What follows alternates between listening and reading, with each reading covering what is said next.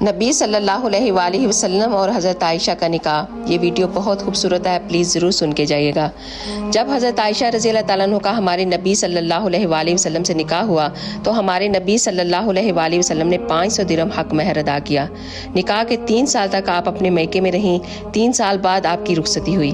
जब आप हमारे नबी सल्लल्लाहु अलैहि वसल्लम के घर तशरीफ़ लाईं तो उस वक़्त हमारे नबी के घर में आपकी ज़ियाफ़त के लिए सवाए एक प्याले दूध के और कुछ भी नहीं था, जिसे आप सल्लल्लाहु अलैहि वसल्लम ने भी नोश फरमाया और हज़रत आयशा ने भी पिया।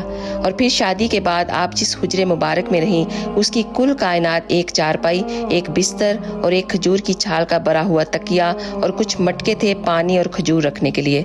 और घर की छत इतनी ऊंची थी कि आप सल्लल्लाहु अलैहि वसल्लम खड़े होते तो उसकी छत को टच कर सकते थे, छू सकते थे। सुभान अल्लाह। इस वीडियो को एक दफ़ा सदका जारिया की नियत से ज़रूर शेयर कीजिएगा। जज़ाकल्लाह खैर।